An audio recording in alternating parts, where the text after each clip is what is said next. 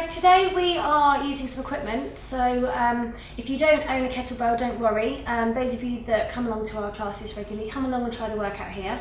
Those of you who've got gym membership, trust me, your gym's bound to have kettlebells, so go along and have a go there. If you've never used them before, then I appreciate you're going to have this workout video to use, but get an instructor at your gym just to show you how to use it, just to make sure that you're fully happy.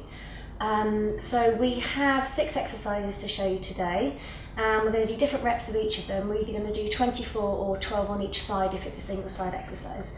So the first exercise we're going to show you is a kettlebell swing.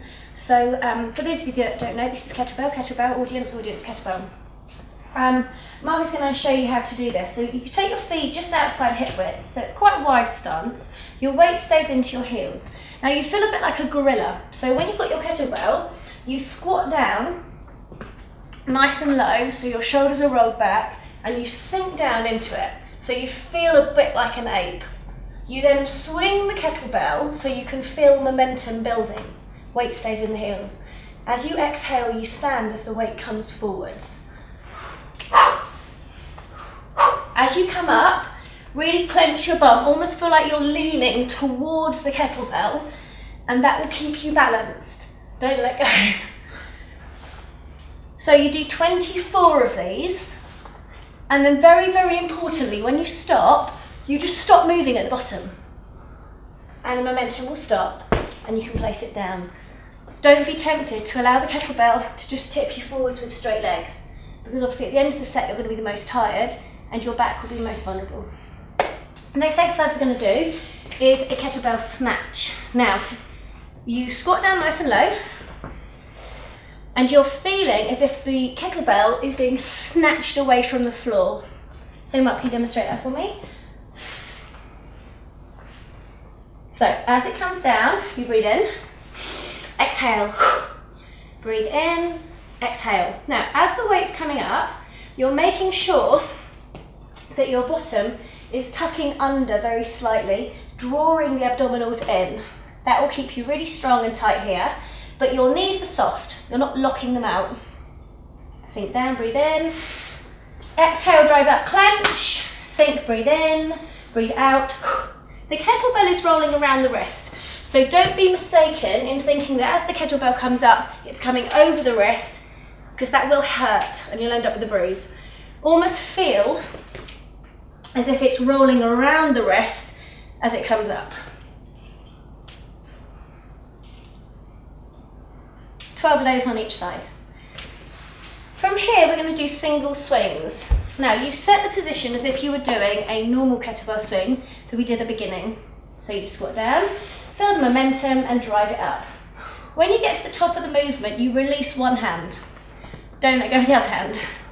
You do 12 swings on one side. Once you get to 12, the other hand comes back to join it. You do one swing, and then you let go.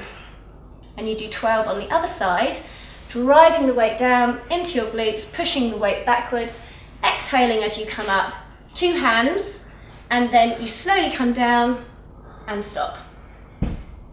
So that was exercise 3. The next exercise that we have, we're going to do lateral steps. So you hold the weight with 2 hands, and this is a bit like an ice skater for those of you that have done it in an earlier workout. You step to one side and the kettlebell comes over to one side and then over to the other. As the weight swings around the body, you are having your obliques tested. The stop at the end of each movement, the point where it changes direction, you'll really feel that through your waist. You're doing 12 in each direction, 24 in total.